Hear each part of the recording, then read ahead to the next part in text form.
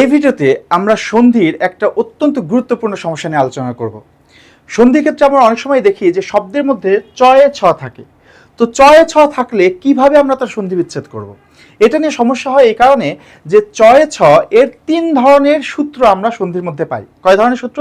3 ধরনের সূত্র। এই 3টা সূত্র আমি এখানে লিখেছি। খণ্ডত প্লাস ছ সমান চয়ে ছ, খণ্ডত প্লাস তালব্য স চয়ে ছ, স্বর প্লাস ছ সমান চয় ছ। তাহলে চয় ছয়ের 3টা সূত্র, এই 3টা সূত্র আগে শিখে নিন, তারপর সমস্যা সমাধান করছে। খেয়াল করেন, যেমন উচ্ছেদ, খেয়াল করে দেখেন এই উচ্ছেদ শব্দটি আমাদের এই 1 নম্বর সূত্র অনুযায়ী হবে। কিভাবে হবে? এখানে চয় ছ আছে, তাহলে আমরা প্রথম যেটা করব সেটা হচ্ছে এই চয় ছর অংশটা বাদ দিয়ে বাকিটা বসিয়ে ফেলবো। তাহলে খেয়াল করে দেখেন, এখানে যদি আমরা এই অংশটা বাদ দিই তাহলে বাকিটা কি থাকছে? সামনে থাকছে উ বসালাম, আর পরে থাকছে দ বসালাম।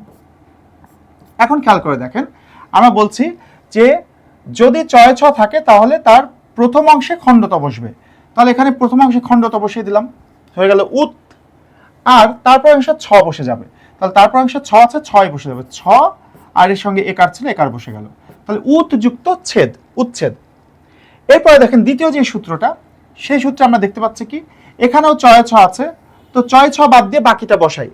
সামনে থাকছে উ, পরে কি থাকছে দেখেন, পরে থাকছে হচ্ছে একটা ব ফলা, তারপর একটা আকার, তারপর একটা দন্ত স। তাহলে বসিয়ে দিলাম। এখন আমরা সূত্র প্রয়োগ করব। চয় ছ থাকলে আমাদের প্রথম অংশে বসবে খণ্ডত, বসিয়ে দিলাম খণ্ডত, হয়ে গেল উত। দ্বিতীয় অংশে বসবে তালব্য স, এই দ্বিতীয় অংশে বসিয়ে দিলাম তালব্য স, হয়ে গেল শ্বাস, উতযুক্ত শ্বাস। এবার কথার ছলে খেয়াল করেন, এখানেও চয় ছ আছে, আমরা চয় ছ বাদ দিয়ে বাকিটা বসাই। তাহলে এখানে দেখেন সামনে কি থাকছে, সামনে থাকছে কথা, তো বসিয়ে দিলাম আমরা কথা। আর পরে থাকছে লে, তো বসিয়ে দিলাম আমরা লে। তো এখানে আমরা সূত্রের মধ্যে কি দেখতে পাচ্ছি? স্বর মানে স্বরধ্বনি, আকার ইকার উকার এইগুলো যুক্ত ছ। তো এখানে প্রথম অংশের শেষে কিন্তু একটা আকার অলরেডি আছে, অর্থাৎ স্বরধ্বনি আছে। আর দ্বিতীয় অংশের মধ্যে ছ বসে যাবে, দ্বিতীয় অংশে ছ বসে গেল, কথা যুক্ত ছলে, কথার ছলে। এখন এই হচ্ছে আমাদের সূত্র 3টা। আমাদের সামনে প্রশ্ন যে একটা শব্দ যখন আমরা দেখব চয় ছ আছে, তখন আমরা কিভাবে বুঝবো এটা কোন সূত্র অনুযায়ী হবে। আমি 2টা উদাহরণ দিয়ে জিনিসটা ক্লিয়ার করব, ভালো করে খেয়াল করবেন। দেখেন, আমরা একটা শব্দ নিই বিচ্ছেদ, এখানে চয় ছ আছে। আমরা প্রথমে এই শব্দটাকে 3 উপায়ে বিশ্লেষণ করব। ওকে, দেখেন বিচ্ছেদ শব্দটাকে যদি আমরা একই উপায়ে বিশ্লেষণ করি, তাহলে এখানে চয় ছ আছে, চয় ছ বাদ দিয়ে আমরা বাকিটা লিখি। তাহলে সামনে থাকছে বি, আর পরে থাকছে দ। একইভাবে 3 বার লিখি, যেহেতু 3টা সূত্র অ্যাপ্লাই করব।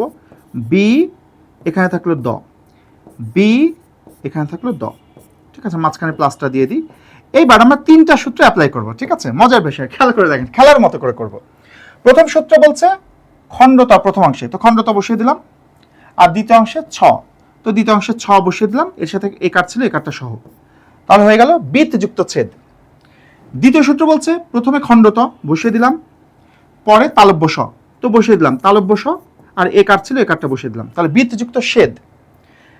তৃতীয় সূত্র বলছে প্রথমে স্বরধ্বনি, স্বরধ্বনি তো আছেই, রস্যই, আর দ্বিতীয় অংশে ছ, তো দ্বিতীয় অংশে বসে গেল ছ, সাথে একার ছিল, একার সহ বসিয়ে দিলাম। তাহলে দেখেন বিচ্ছেদ শব্দে আমরা 3 রকম সূত্র প্রয়োগ করে 3 রকম জিনিস পেয়েছি, বিত যুক্ত ছেদ, বিত যুক্ত ছেদ, আর বি যুক্ত ছেদ। এই জায়গাটা এখন মজার বিষয় হচ্ছে এই 3টার মধ্যে কোনটা আমরা গ্রহণ করব।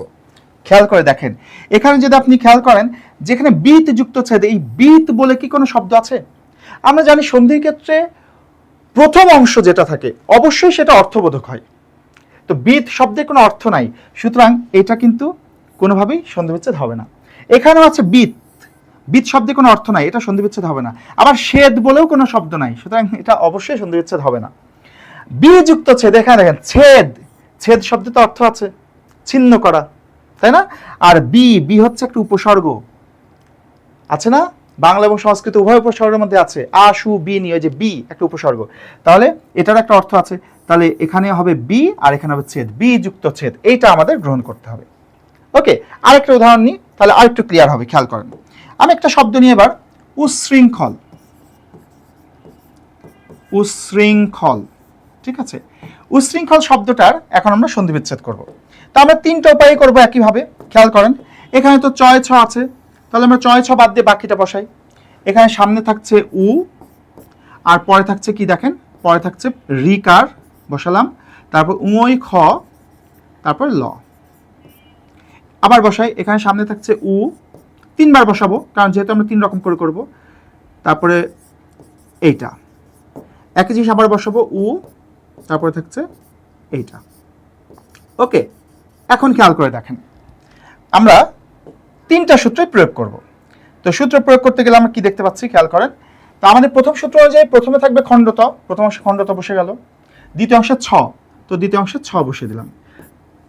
দ্বিতীয় সূত্র অনুযায়ী প্রথমে খণ্ডত বসালাম, আর দ্বিতীয় অংশে তালব্য স বসালাম। তৃতীয় সূত্র অনুযায়ী প্রথমে স্বরধ্বনি, তো উ তো একটা স্বরধ্বনি আছেই, আর তারপরে 6 বসালাম। ঠিক আছে, 3টা সূত্রই বসালাম। এবার দেখেন তো এই 3টে সূত্রের মধ্যে কোন সূত্রটা অনুযায়ী একদম সঠিকভাবে সন্ধি বিচ্ছেদ হচ্ছে, কোনটা যৌক্তিক, খেয়াল করে দেখেন তো, আমরা একটু বিশ্লেষণ করি।